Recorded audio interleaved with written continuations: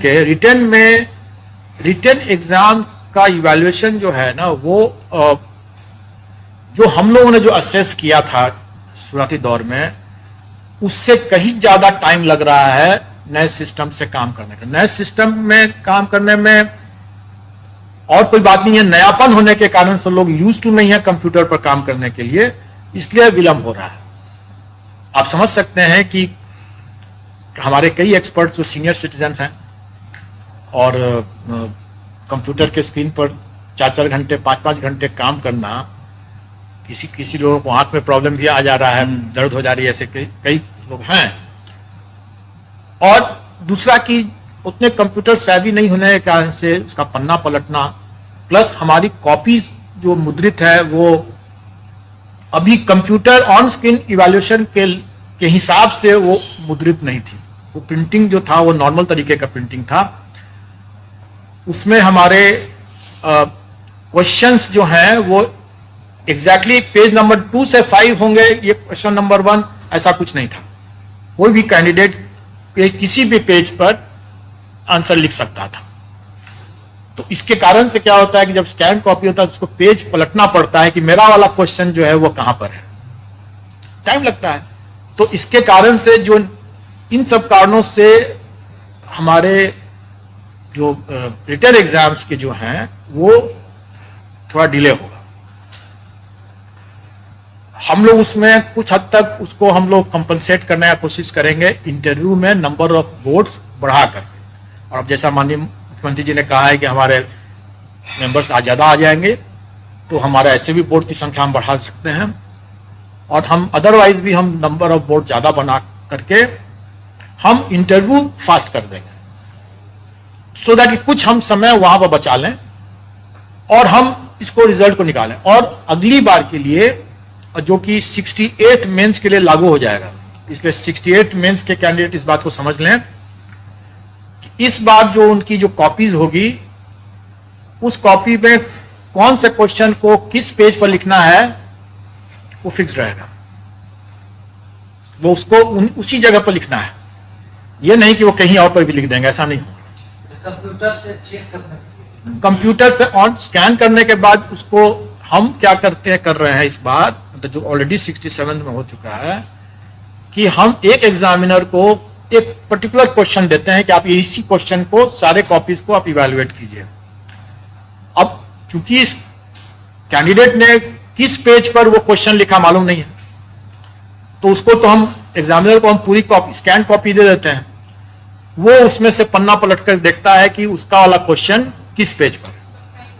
Time लगता है उसमें, और जैसे कंप्यूटर साबित नहीं है, पन्ना पलटते पलटते कभी आगे बढ़ गया फिर पीछे जाएगा, तो एवरीथिंग रिक्वायर्स टाइम ना, तो उसमें काफी टाइम बर्बाद होता है, उतना नहीं है। तो अभी हम लोग क्या करेंगे, जो कि 68 में उसमें कॉपीज में फिक्स्ड प्लेस पर क्वेश्चन रहेगा कि इसी जगह से आपको लिखना है, मतलब उतना ही दूर में आपको लिखना है, जैसा कि और भी एग्जाम्स में यूपीएससी भी शायद करता है।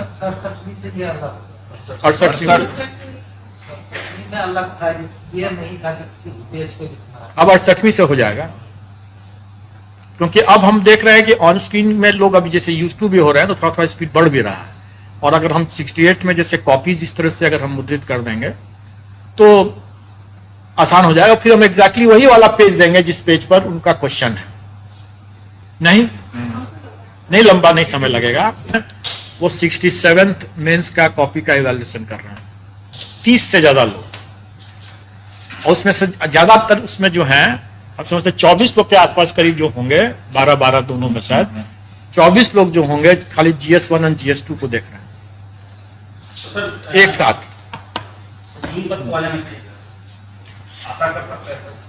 देखिए अभी तो हम उसको TBD ही लगाएंगे, टू बी डिसाइडेड, क्योंकि जब अभी हम लोग जो आंकड़ा बनाए कि इतने प्रश्न होते हैं, इतने कॉपीज होते हैं, तो करीब 3 लाख टोटल हो जाते हैं।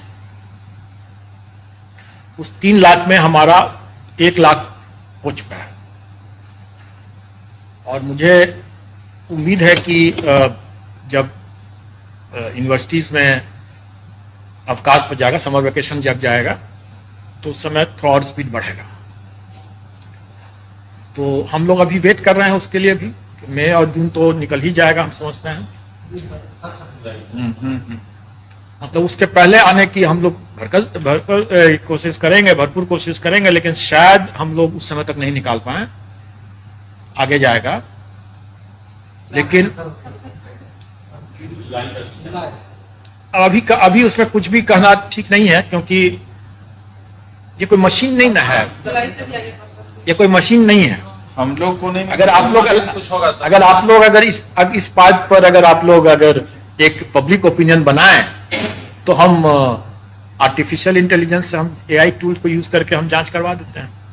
कई जगहों पर ये पाया गया है कि एआई टूल्स को यूज करते हुए डिस्क्रिप्टिव आंसर्स का इवैल्यूएशन करना ज्यादा कंसिस्टेंट है। क्योंकि अगर कोई एक आदमी आज अच्छे मूड में है, तो हो सकता है कि कल वही आदमी, इसलिए एक ह्यूमन टेंडेंस जो बात होती है ना, उससे ज्यादा कंसिस्टेंट एक कंप्यूटर होगा। और आप लोगों ने यूज करके देखा होगा चैट जीपीटी वगैरह, कभी आप लोगों ने यूज किया है क्या? यूज करके देखिए। वैसे तो उसको यूज करके यूपीएससी में फेल मारता है, यूपीएससी के क्वेश्चंस के साथ चैट जीपीटी में गया तो लोग फेल मारा। लेकिन चैट जीपीटी को आज के तारीख पर दिखा दिया उसने कि एआई टूल्स को यूज करके कितना लेटर लिख सकता है, प्रोजेक्ट रिपोर्ट बना सकता है, कोई चार्टर्ड अकाउंटेंसी का काम कर सकता है, आपका कुछ भी। आप अपना एसे लिखने का जो है ना, लोग जो कैंडिडेट्स जो प्रैक्टिस करना चाहते हैं, वो शायद चैट जीपीटी से एसे का भी प्रैक्टिस कर सकते हैं। कहने का मतलब यह है कि एआई टूल्स आज समय की मांग तो है हमारी, अभी हम लोग शायद उसको करने के लिए उतने उसकी उतनी मतलब एक्सेप्टेबिलिटी नहीं होगा, लोग उसको स्वीकार नहीं करेंगे। लेकिन ऐसा नहीं है कि यह असंभव है, और ऐसा यह भी नहीं है कि ऐसा उपयोग में नहीं लाया गया है। कई विद्यालयों में आप गूगल करके देख लें, इंडिया के अंदर में कई यूनिवर्सिटी के एग्जाम्स वगैरह में ऑलरेडी एआई टूल्स को उपयोग किया जा रहा है। आप देखेंगे, मैंने अभी हाल में भी देख रहा था, eklavya.com करके आप देखिए, उसमें भी आपको मिल जाएगा। कई जगह पर मतलब इसको लोग इस्तेमाल करना शुरू कर दिए। हम लोग अभी नहीं कर रहे हैं, क्योंकि अभी लोग उसको मानेंगे नहीं, स्वीकार नहीं करेंगे।